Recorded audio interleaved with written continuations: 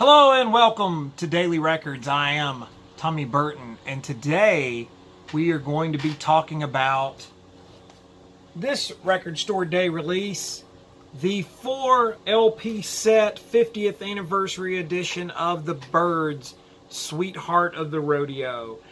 This album was originally released on August 30th, 1968 on Columbia Records. And this was the 6th album by the Byrds and is widely regarded as one of the most influential albums of all time because it is generally regarded as the birth of country rock. That's a broad term in my opinion. Really, my thoughts listening to this album is that this is a straight up country album. It's a country album recorded by a rock band. So by that, maybe if that's what country rock is, I feel like the Byrds dabbled with country rock, playing rock music in a country style, much like they did with folk rock, folk songs with a Beatle beat. They were doing something similar. Albums like Younger Than Yesterday and Fifth Dimension had songs like Mr. Spaceman, and there were some songs with some country feel to it. The Beatles, What Goes On. There were other bands doing it as well. The Monkees, Papa Jean's Blues. So I don't know if I would say that the Byrds invented country rock, but this album was an album that was unabashedly country music and recorded by a rock and roll band. Now, the main thing about this album I think that a lot of people point to was that the Byrds added Graham Parsons, who is a country rock pioneer, and this was a very stylistic shift for the band. Like I said, they had kind of experimented and dabbled with country sounds before, but this album, full-on pedal steel guitar, twangy songs, and they were actually out and out doing country music. Now, Roger McGuinn, Byrds leader and founder, actually wanted to do an epic album of like a history of popular music. They were going to do jazz, R&B. It was going to be several other things. When Parsons joined the band, he joined the band in February of '68. Everyone kind of went along for the ride. Graham Parsons was full into the country thing, and that's what he wanted to do. And Chris Hillman and McGuinn were the original Byrds that were left over from the original lineup, and they followed him. So in March of '68, they went into Columbia Studios in Nashville, Tennessee, and brought in some notable session guys, including Lloyd Green, John Hartford on banjo, J.D. Maness, and one of my favorites, Mr. Clarence White. And so they brought those guys in and went about making an album of country music. And like I said, it holds up. If you're a fan of that sound, that twangy country thing, and you're a fan of Graham Parsons, this is a must. It wasn't a huge success. I think a lot of people felt like, particularly the Nashville country music scene, was very conservative, weren't into some hippies playing their music. They thought that it was a slap in the face. So it got knocked down there. They famously played the Grand Ole Opry, and according to most reports, were practically booed off the stage. Just wasn't cool at the time for these West Coast or Left Coast hippies to be playing their music. A couple of Bob Dylan songs. "You Ain't Going Nowhere" was one of the basement tapes, outtakes that the Byrds got a hold of and did it. It was the opening track. But really didn't do anything as an album. "You Ain't Going Nowhere" was a single. They also released "I Am a Pilgrim," which is a gospel song. And the album did receive positive reviews, but a lot of the rock fans or the pop fans of the Byrds, they just weren't buying it either. So they managed to alienate a lot of folks with this album.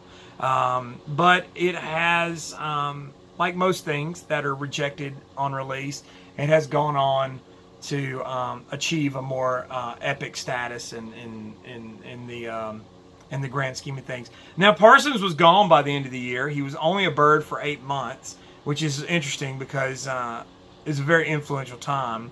And famously, Graham Parsons sang a lot of lead vocals on this album that were recorded over. I know on my regular channel, I mentioned that the vocals were erased. They weren't erased. They were recorded over by Roger McGuinn, and a lot of people say it was due to a contractual dispute. Graham Parsons was in the International Submarine Band on Lee Hazelwood Industries records, and Lee Hazelwood threatened lawsuits because of the singing. But there are still a couple of Graham Parsons vocals on the album, most notably the beautiful ballad Hickory Wind. And so Graham is still on the album. That song and 100 Years From Now, which features a fantastic drum fill. I just love the way it swells. But this is a 4-record set, and it's basically a vinyl version of the 2 LP set, or 2 CD set that came out in 2003, the Legacy Edition. Now, it's great to hear the outtakes. It's great to hear the Graham vocals. Fans of Graham Parsons, this is a must-have for you.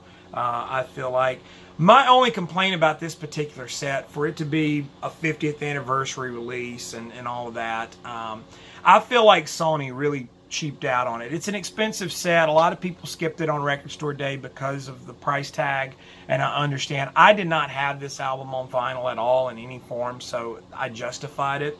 However, I feel like they really probably could have done a little more. And I'll just give a brief example. The 4 LPs are standard black, so I'm not going to pull those out and show those to you. But the booklet that came with it, which is nice. It's nice to have a big size booklet. But this is pretty much just a reproduction of the booklet that came with the 2003 set, with the liner notes by David Fricke, which are nice. Here's a great photo of the Byrds at the time. It's nice to see them in a big book size. But I feel like there could have been more, considering they just wrapped up a 50th anniversary tour with guys like Marty Stewart, and this album was such an influence. They could have got some essays. I just feel like they skipped out a little bit on the packaging. The LPs themselves are housed in this thick case, which I feel like is kind of flimsy. I could have done with a nice gatefold even. I just feel like there could have been more in the set, particularly considering they're advertising it as a 50th anniversary legacy. You know, I don't know. There could have been more to it, and that's my complaint about it. The sound quality's fine. I'm sure it's a digital copy, not analog. Which again, I feel like for the actual LP, they could have done something a little more. But it sounds great. It's a good clean copy, and like I said, it's fun to hear the outtakes. Like I said, 4 LPs worth of music is really a lot.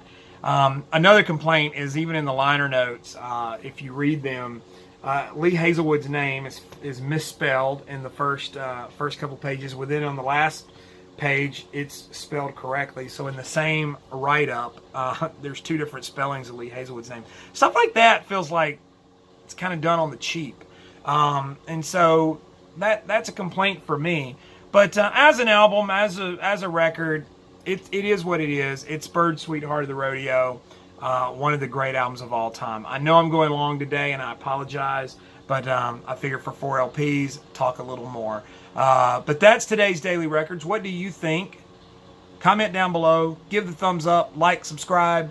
Share the video if you feel the need to do so. Follow me on Instagram and Twitter. It's TommyBurton75. In the meantime, I'll see you all again tomorrow with another Daily Record.